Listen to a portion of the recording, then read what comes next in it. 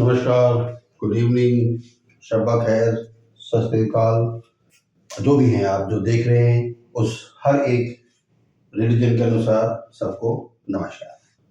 ठीक है। अब कल हम लोगों ने ये जो लास्ट वीडियो में आपने देखा होगा, हम लोगों ने conductive mechanism of the heart पढ़ा था। वहां पर अभी तक सब बिजलियां पैदा हो रही थी। अब उन बिजलियों को, उसके पोटेंशियल को, ठीक, अब हमको कन्वर्ट करना है। For example, you could change the electrical impulses into the kinetic energy. है कि नहीं? You can change the electric energy into the mechanical energy. So, energies के विषय में कहा जाता है कि energies can neither be created nor be destroyed, but you can transform the form of the energy. ठीक है? तो बिजली से तो कब तक चलेगा भाई? बिजली चलते चलते तो बिजली खत्म भी हो सकती है। ठीक है। ऐसे लोड गड़बड़ भी हो सकता है। तो कल हम लोगों ने पढ़ा था ऐसे, वहां तक दिख रहा है कि आई डोंट नो, अरे हाँ मैं नीचे से लिखता हूँ। तो हम लोगों ने लास्ट टॉपिक में पढ़ा था conductive mechanism of the heart में कि ऐसे नोड से the impulses goes to AV node से हम लोगों ने देखा था it goes to the bundle of His, and then we had saw finally it goes to the Purkinje fibers. Writing is very poor, you can give me minus marks. Okay. ये system था, ये सारा system किस पे depend था? बिजली पे, बिजली गिरी। ठीक है। अब इसके आगे की कहानी कार्डियक एक्शन पोटेंशियल। ठीक है। पुरकिंजी फाइबर्स जो थे वो हार्ट का जो मसल होता है ना, मायोकार्डियम मस्कुलर लेयर, वहां तक एंड तक पहुंचते हैं। पहुंचने के बाद वो किसी एक सेल को उंगली करते हैं। The one cell of the heart is called cardiac myocytes और कार्डियो मायो। तो सामने ना, साइट्स मतलब सेल होता है, कार्डियो मतलब हार्ट, मायो मतलब मसल। तो मैंने सेल बना के स्पेशलाइज्ड सेल्स, मतलब एग्जैक्टली शेप में नहीं होते, मगर समझने के लिए मैंने आपको शेप के लिए बनाया हुआ है। ठीक है। सो नाउ द पुरकिंजी फाइबर्स जो अपने साथ इलेक्ट्रिकल इंपल्सेस लेकर आए थे, जहां पर ही हमारा जो वेंट्रिकल्स एम्प्टी हो जाता था कॉन्ट्रैक्ट होके, अब ये क्यों होता है कॉन्ट्रैक्ट? क्योंकि ये अपने इलेक्ट्रिकल इंपल्सेस को किस में दे देगा? कार्डियोमायोसाइट्स में। ठीक है। स्टार्टिंग में मैंने बताया है, जब मैंने वो पढ़ा था anatomy, these are the one cardiomyocyte other cardiomyocyte. इन दोनों के बीच में ये दो सेल्स जो अटैच होते हैं, वो किस साथ अटैच होते हैं? इंटरकैलेटेड डिस्क से, इंटरकैलेटेड डिस्क से जुड़े होते हैं आपस में।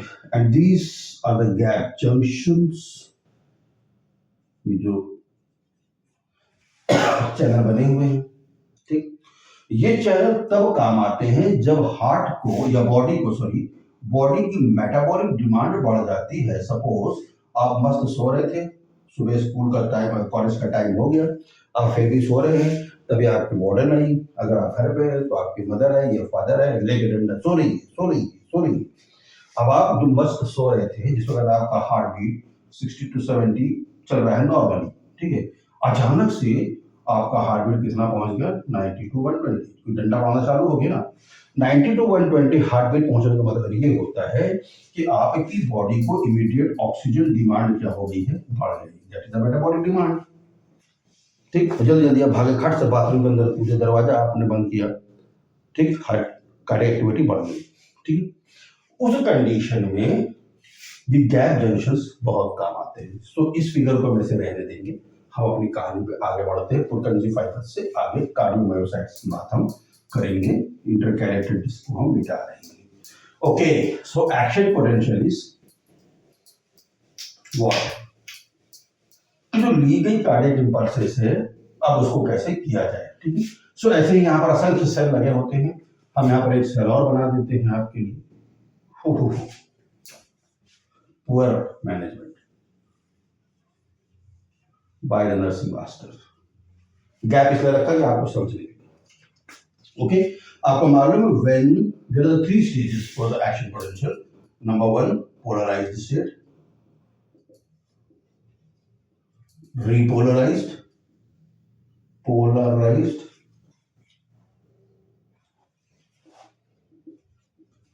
and depolarized, depolarization. डीपोलराइजेशन। इसे तीन स्टेज की बात करें।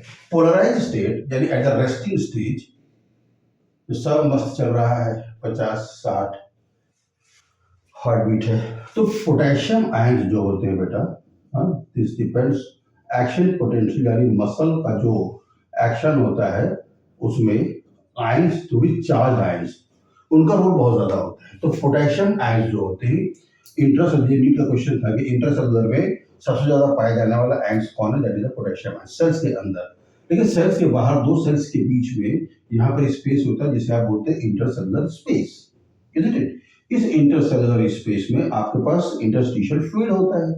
उसी फ्लूइड के थ्रू सारे आयनिक आयंस के ट्रांसफर होते हैं, उसी फ्लूइड के थ्रू सारे न्यूट्रिशन, उसी फ्लूइड के थ्रू सारे मेटाबॉलिक वेस्ट सब निकलते और आते और जाते हैं। ठीक है, डायरेक्टली कोई नहीं लपक कर लो ऐसे। ठीक है, आप बैडमिंटन खेलते हैं, बीच में जाली, उसको आपको क्रॉस करना पड़ता है नेट को। So, at this stage, with the Purkinje fibers, it has given his electrical impulses upon this one of the cell.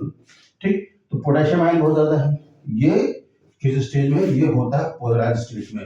When potassium is higher inside the cell, whereas the sodium is higher in interstitial space, interstitial fluid space. ठीक है?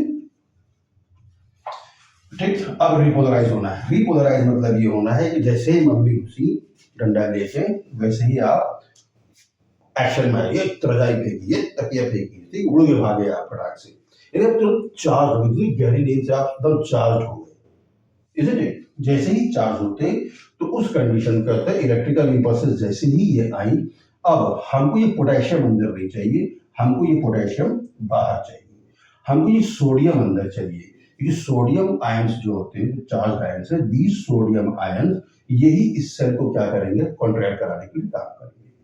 तो जैसे ही repolarise stage अब आएगी, ठीक है, तो potassium will come out, यहाँ पर पोटेशियम चैनल्स लगे होते हैं हर एक सेल में, आपने अगर सेल्स को डिटेल पढ़ा है तो, और सोडियम जो इंटरसेलुलर स्पेस में या इंटरस्टिशियल स्पेस भी उसे बोलते हैं, वहां पर ढेर सारा बचा है कि अंदर की ओर, जहां मैं अलग तरह यूज कर देता हूँ।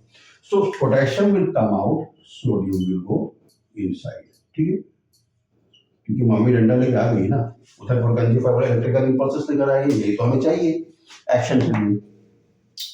When this happens, आँख खुली, अलार्म बज गया। ठीक है, सो इन रिपोलराइज्ड स्टेज क्या होता है बेटा, potassium goes outside the cell, outside मतलब शरीर के बाहर नहीं, outside the cell, and sodium enters inside the cell. ठीक है, रिपोलराइज स्टेट। जैसे जैसे सोडियम इसके अंदर बढ़ता जाएगा, बढ़ता जाएगा, बढ़ता जाएगा, आपने सेल में पढ़ा होगा कि सेल के अंदर एक ऑर्गेनेली होती है which is called reticulo endothelium.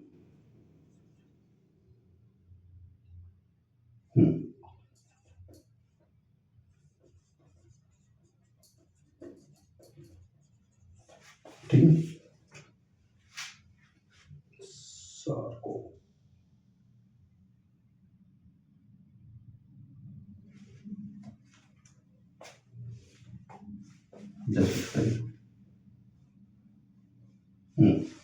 ठीक है, तो रेटिकुलो एंडोथेलियम होती है बेटा सेल के अंदर। इसके पास खास वजह ये होती है कि इसके पास क्या पड़ा होता है, कैल्शियम आयंस। ध्यान देने की बात है। So as potassium will come outside, sodium will go inside. अब ये सेल क्या हो रहा है, चार्ज हो रहा है। ठीक है, ये सेल क्या हो रहा है बेटा, चार्ज हो रहा है। तो आप देखिएगा आयनिक कंसंट्रेशन जो पोलराइज स्टेट में थी वो रिपोलराइज स्टेट में उलट गई। यहाँ पोटेशियम ज्यादा था, अब यहाँ पोटेशियम कम है। यहाँ सोडियम आयंस ज्यादा है एक्स्ट्रासेलुलर, अब यहाँ इंट्रासेलुलर ज्यादा हो गए। समझिए मेरी बात, चेंज हो गया। अब जितना ये सोडियम बढ़ता जाएगा उतना इस सेल का जो आयनिक कंसंट्रेशन है इन सोडियम हाइड्रोजन आयंस, ये क्या हो जाएंगे, बढ़ते चले जाएंगे। जैसे ही बढ़ते चले जाएंगे एक शैतान बच्चे की तरह रेटिकुलो एंडोथेलियम के पास जाएगा, एक्चुअली मसल के पास सार्कोप्लाज्मिक रेटिकुलम होता है, ठीक है, लेकिन वो जो नॉर्मल सेल में होता है रेटिकुलो एंडोथेलियम वही है, इसको आप सार्कोप्लाज्मिक रेटिकुलम भी बोल सकते हैं। कैल्शियम उसका स्टोर होता है, सोडियम जाएगा, सोडियम जाने के बाद उंगली करेगा और कैल्शियम खट से बाहर आ गया। As soon as the calcium ion comes outside of the cell, the cells contract, the cells contract.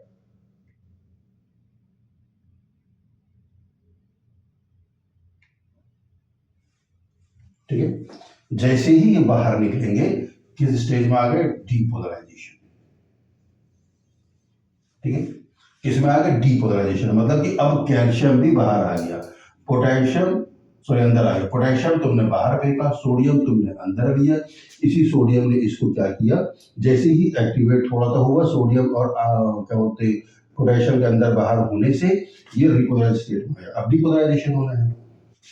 ठीक है, अब ये क्या करेगा, सोडियम इस कैल्शियम को सार्कोप्लाज्मिक रेटिकुलम के पास जाएगा, कैल्शियम को निकालेगा। As soon as the calcium will enter into the cell, cell will contract.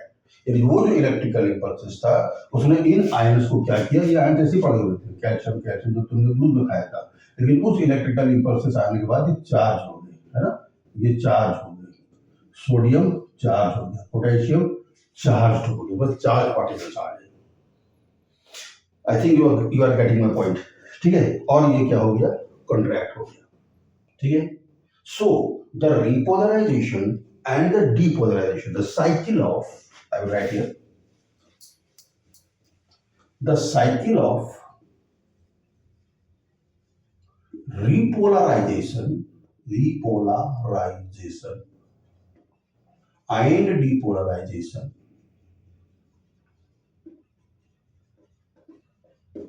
is called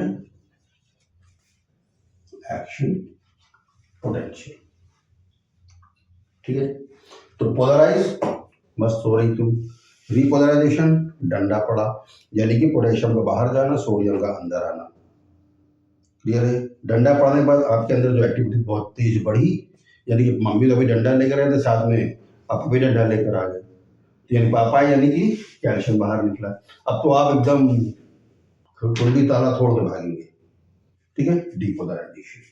so this cycle of the repolarization and depolarization, इसी को हम क्या कहते हैं, कार्डिक एक्शन पोटेंशियल, यानी कि पुरगंजी फाइबर से लिया हुआ इलेक्ट्रिकल इंपल्स बेटा इन आयंस को चार्ज कर देता है, और इनका इनसाइड एंड आउटसाइड ये खेला जो है, ये खेला चलता है।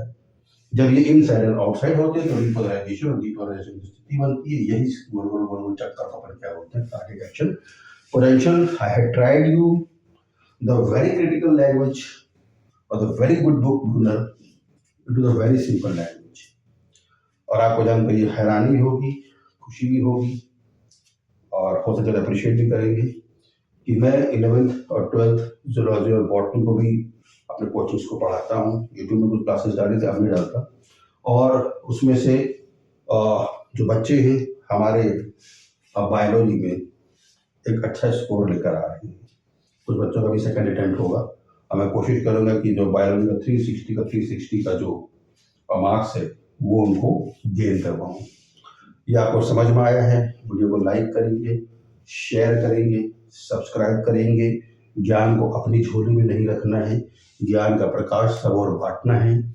ऐसा नहीं है कि आप ज्ञान को बांटेंगे, आप 90% पाते हैं तो अगला भी 90% पा जाएगा। नो नो, आपके उस ज्ञान को ग्रास्प करने की एक पावर अलग है, उसके ज्ञान को ग्रास्प करने की पावर एक अलग है। So this difference of grasping the power will make the differentiate of your marks plus। Number 2, 100 पा जाओ तुम, अगला 60 पाया, मगर एक ही साल, एक ही ईयर में, एक ही टाइम में जब आप गवर्नमेंट जॉब में जाएंगे, भगवान करें, परमेश्वर करें, और आप कंपटीशन को हमारे क्लासेस के थ्रू बीट कर सकें, उस कंडीशन में दोनों को सैलरी सेम मिलेगी। तो ज्ञान बांटें, बढ़ेगा। चैनल को लाइक करें, सब्सक्राइब करें। Thank you.